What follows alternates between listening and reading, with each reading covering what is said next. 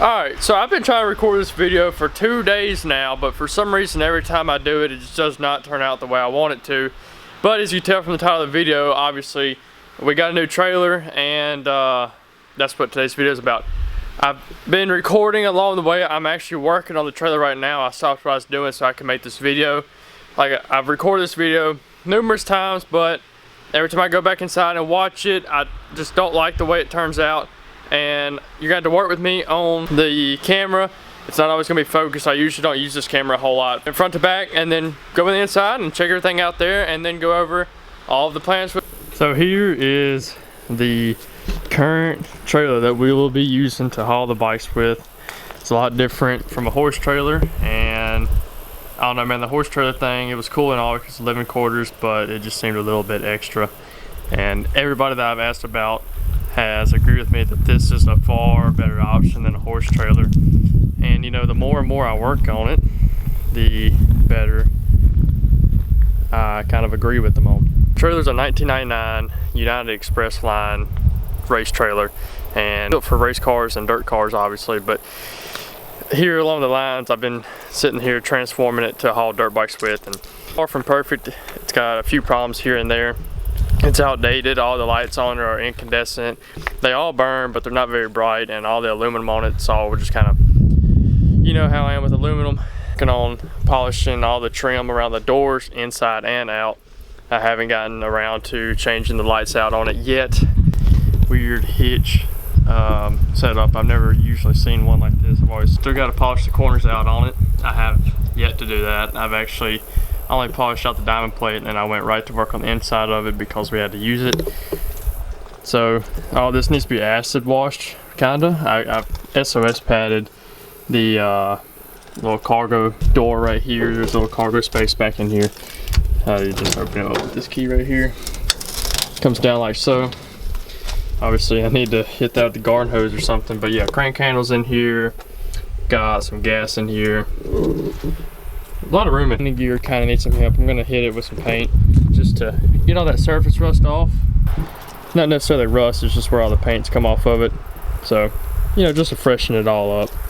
Get it out of the 90s.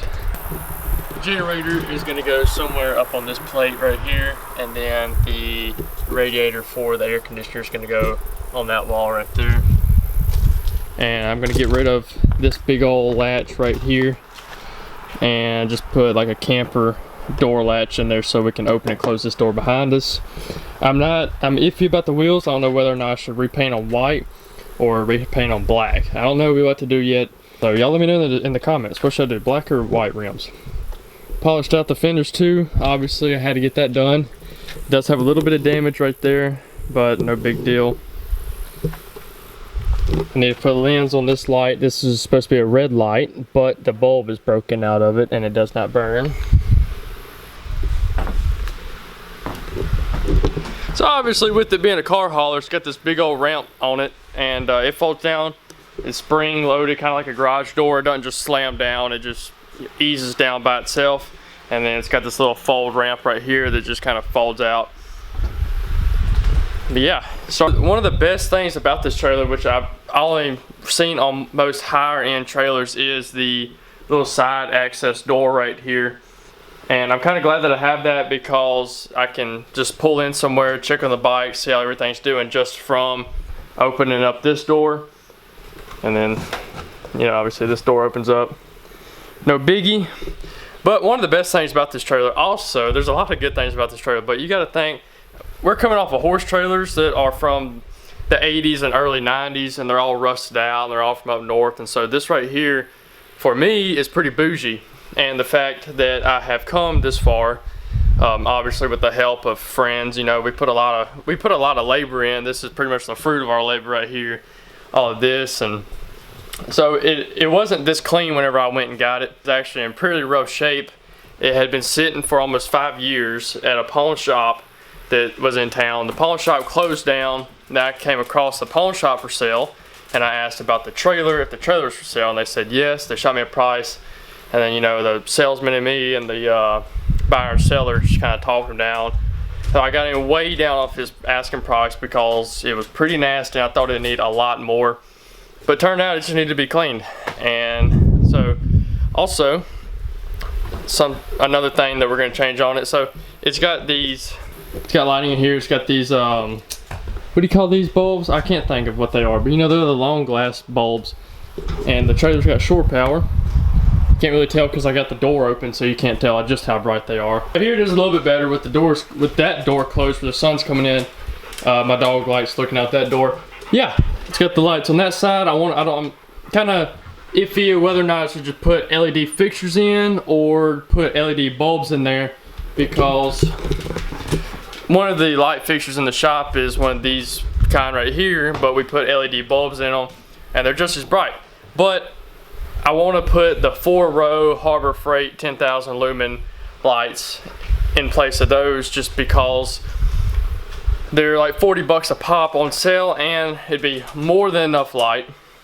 So that's down along the line. And as far as air conditioner goes, there's a lot of 12 volt and 120 volt units for sale.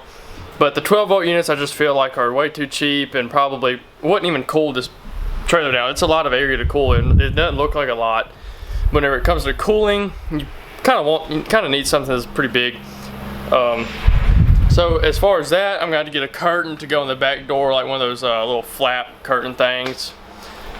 And yeah, so far all we've had to put in here, my girlfriend and I took it to the track the other weekend. I've got lawn chairs, stands, my boots, landed boots, and a big old canopy for shade. Toolbox, just got this Harbor Freight special set up right here. Got the box on sale from Harbor Freight, and it's full of Harbor Freight tools. Small screwdrivers, the 99-cent pick set, a few pliers, those aren't from Harbor Freight. In this drawer, Icon screwdrivers, which are very good, but I've never used these. I actually forgot I had them up until a few days ago. And all the drawers lock. And then this one is just random drawer, sockets and stuff. Sockets, extensions. This is not from Harbor Freight, obviously, but and I've got this good old 32mm right here for the Honda axles. And down in this drawer, wrenches, ratchet wrenches, cotter pins, pry bar, pipe wrench, another pick set because they're 99 cents.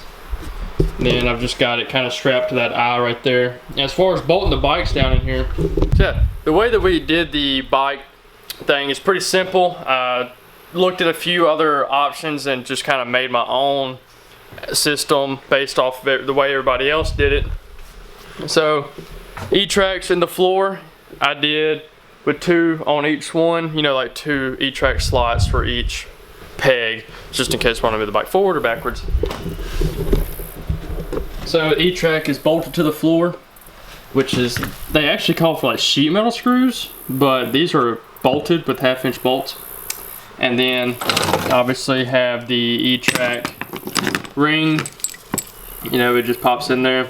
And I closed the hook. If you do this, make sure you close the hooks, or else your bike will not make it to the ride. And then they pop in there. And then on the Hondas, I'm not sure about the other bikes, but the Hondas have a cross member on the frame.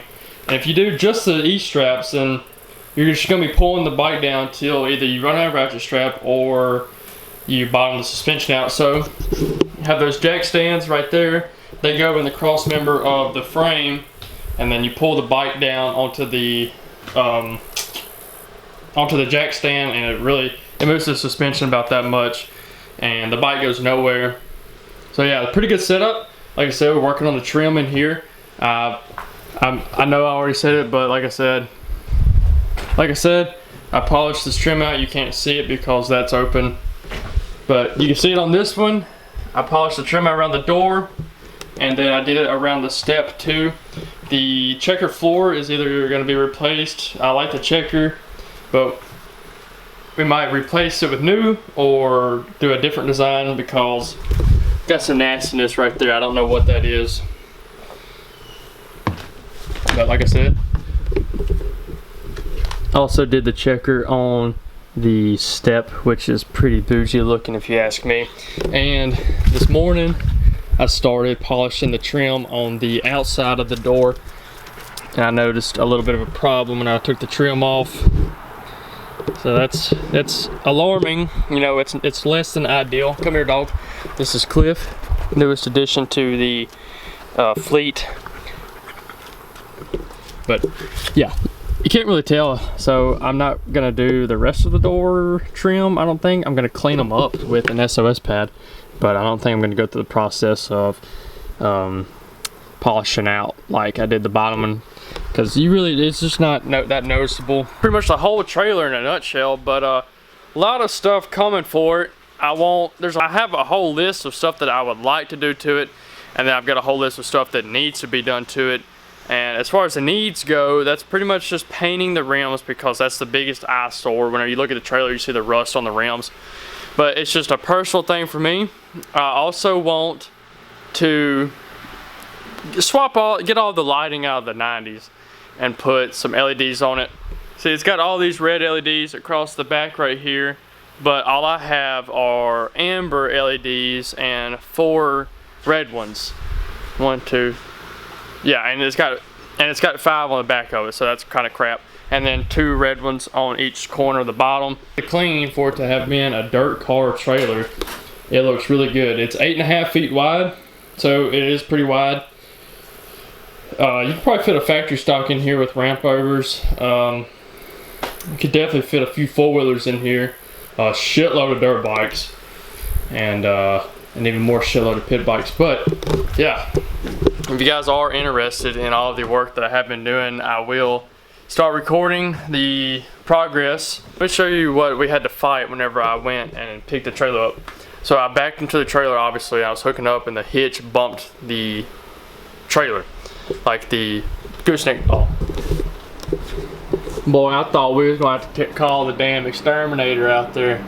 Look at that. That's just in roof vent number 1. We come back here to this one. Look at that one. Some honeycombs up in that thing. This is what I do. I literally buy and resell trailers, and so far it's gone pretty good. The only limiting factor is me not working fast enough. Here's my bike. There's Landon's bike.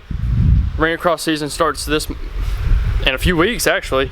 So who knows when you'll see this video by. But yeah, that's the new trailer. If you guys are interested in more content, definitely let me know, and I'll start pumping out a video like every week. Motocross action will be back. I forget that this is a motocross channel, not a trailer channel, but yeah. Dirt bike videos will be coming back here probably sometime this week. Hit the thumbs up. I guess I'll go inside and edit this video. I have no idea when it'll be up. It might be up in a few hours. Who knows? That's been the whole thing. Just a little bit here, a little bit there, and trying to do this all on my own, which is okay, no problem about that. But yep, the new trailer.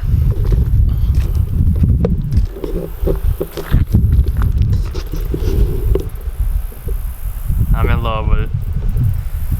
A lot more well suited for what we do.